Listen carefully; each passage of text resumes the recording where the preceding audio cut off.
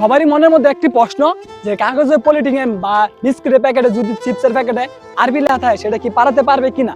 তবে এখানে একটা প্রশ্ন হলো, যদি আরবি লেখাটা ইসলামী বিষয় হয় তাহলে সেটা পারাতে পারবেন না। যদি ইসলামী বাইরে কোনো লেখা হয় তাহলে পারবেন, সেটা আরবি হোক বা বাংলা হোক। যদি বাংলা কোনো ইসলামী বিষয় লেখা থাকে তাহলে সেটা পারাতে পারবেন না আপনারা। তবে এটা মানুষের মনের মধ্যে একটি প্রশ্ন যে এখন পালাতে পারবে কিনা। রাস্তাতে হাঁটতে গেলেও কিন্তু এগুলা চিপসের কাগজ পরে থাকে বা বিস্কিটের কাগজ পরে থাকে, তাহলে সেটা কি পালাতে পারবে কিনা সেটাই। এখন যদি ইসলামী বিষয় লেখা থাকে তাহলে সেটা আপনারা পালাতে পারবেন না, টোটালি নিষেধ। আর যদি ইসলামী বাইরে আর বিশেষ করে চিপসের প্যাকেটে কিন্তু সেখানে কিন্তু কোম্পানির বিষয়ে পণ্যের বিষয়ে লেখা থাকে আরবি, তাহলে আপনারা কিন্তু পালাইতে পারবেন। আর যদি এখানে যদি কোনো ইসলামী বিষয় লেখা থাকে বাংলাতে বলেন আরবিতে বলেন তাহলে কিন্তু সেটা পালাইতে পারবে না। তো সকলে একটু খেয়াল করে হাঁটবেন।